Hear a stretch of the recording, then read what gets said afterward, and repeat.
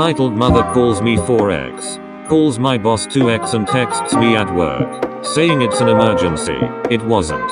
So my mother, 51F, is an EM to the max. Toxic family members? No problem, just forgive them.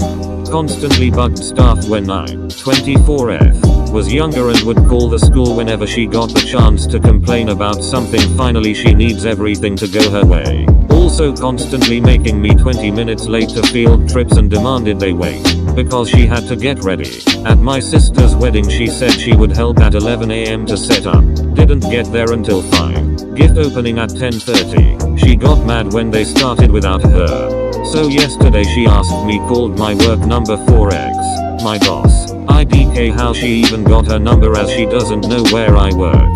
2x and finally sent me a text message asking if I ever wanted a relationship with her. To which I responded with the following. Mom, I would love to have a relationship with you. However, some things have to change. I can't be answering these questions when you know I'm at work.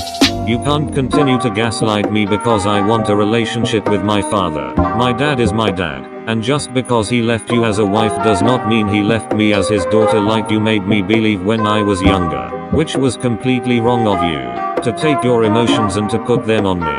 I got to read all the paperwork. I know both sides. Divorces of parents with kids are never one-sided. You can have a relationship with me when I hear an apology for the things accepted. Put our family through, including taking my door, letting stepbro get away with using my bras as his boy time rap, ex-stepdad, and you constantly making fun of me and my personal life, asking what I was wearing or if I had drank when I told both of you I was sexually assaulted, and finally saying you're lying when I came out to you as bisexual. The teasing and the bullying has got to stop. That means all of it. You do not get to play the sympathy card if I react badly to years of that shit from my siblings that you also contributed to. Stepdad, and yes, from you as well. That means no more making fun of me, my sexual past, or my current partner, including making fun of our relationship. None. You need to seek professional help for your narcissistic tendencies. I am under no obligation to keep my hair blonde, give you grandkids, or to not donate my eggs, to get a tattoo that I had no say in, or to visit you. You have no right to make me feel bad when I do things and you don't like them. I don't want to visit a toxic household when I know what will happen. So until you get professional help for your past, I will see you on major holidays and special occasions. And now I finally have peace and quiet.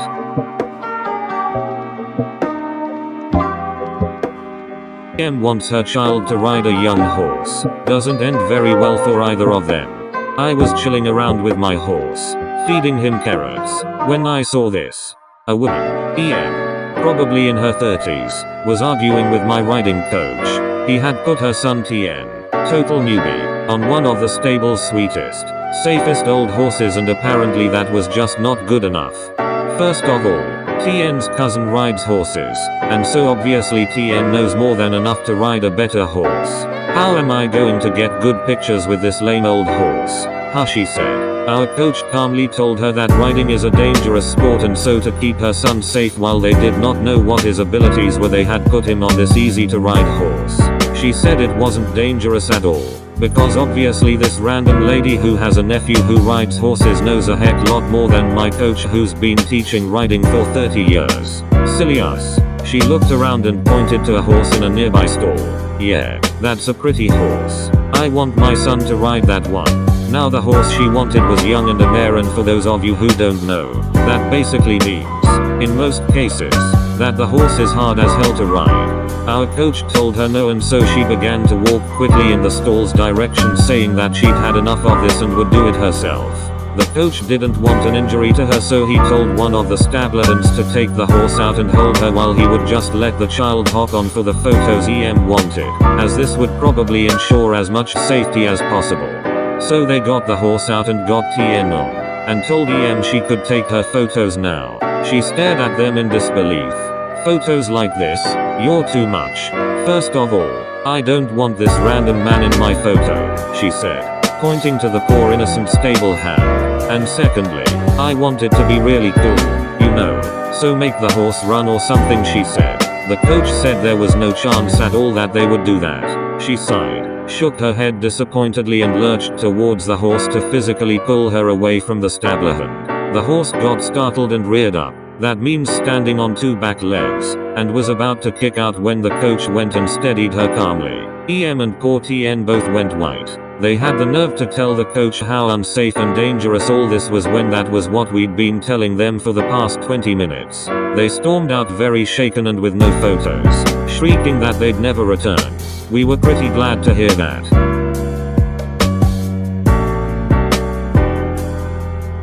Mother loses it when I gift them one large drink and demands a second one for the other kid.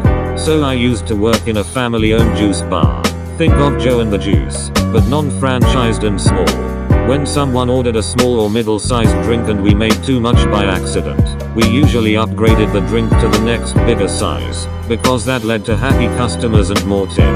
I was serving a Karen and she ordered 2 middle-sized milkshakes. No children in sight. So when I mixed these 2 milkshakes I ended up with 700 milliliters instead of the intended 600. So I poured her one middle, 300, and one large, 400, because she seemed nice and that was what we used to do. Karen proceeds to tell me that these 2 milkshakes are for her kids and 2 differently sized milkshakes will lead to one of her kids throwing a tantrum. And I agree. I even apologized, saying that I am sorry and didn't know they were intended for her kids. So I grab another middle-sized cup, about to pour it, when Karen loses it. She screams at me, demanding another large-sized cup and wants to speak to the manager. I told her she could pay for 2 large milkshakes but she doesn't listen. Just screams at me that I could simply make more milkshake, otherwise her kids will be upset. I tried to calm her down, but she just screams at me, absolutely losing it. I just left the cups with her and got to the back, because I was tearing up. I can't handle screaming very well. She screamed into the void for a few additional minutes, and then there's silence. I got back to the front and all 3 cups were gone, and she was never seen again. I just wanted to be nice and upgrade her drink for free. Entitled mother refused her daughter's life-saving surgery and treatment because doctors will harvest her organs. This is my first post on this subreddit. I certainly wish everything I'm going to say now is fake. It's so bad and depressing it made me have nightmares and worry about a random sick 8-year-old girl. I'm sorry if the format is shit, but I'm on mobile. Also I'm sorry for any grammar mistakes. English isn't my first language. This story happened in my country. I wish this wasn't true but it was posted everywhere on social media and on TV. It was basically everywhere. Everyone knew about her. Donations and petitions were made, but those were completely useless. An 8-year-old girl had a terminal illness. She needed a transplant and some treatments. They were harmless, but her entitled mother refused her daughter's treatments. Reporters, why do you refuse your daughter's treatments? Can't you afford them? EM. Entitled mother, I can afford them but I'm afraid doctors will harvest her organs and I don't think her illness is that bad anyway. I think she's faking it. Her daughter was severely malnourished and looked very ill and her mother said that she was faking it. What kind of parent is she? The torment continued for that little girl.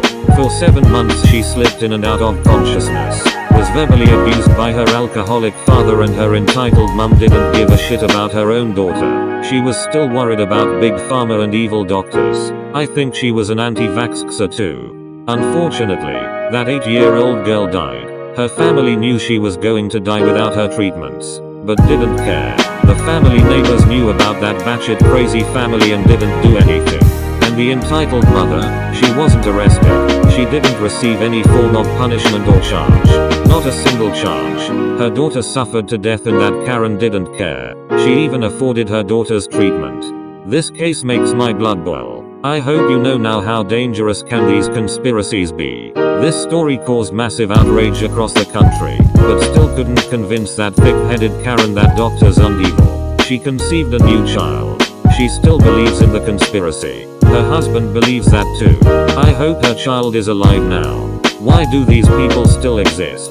Edit. Child Protection Services didn't do anything to that daughter because they didn't have enough proof. Edit 2. Child Protection Services was shit back then in my country. Children's cries were ignored and abused children were left with their parents. The absence of proof doesn't justify the lack of action. Edit 3. Removed the third edit because it was cringy. Anyway, this post really blew up. Thank you so much for the award, kind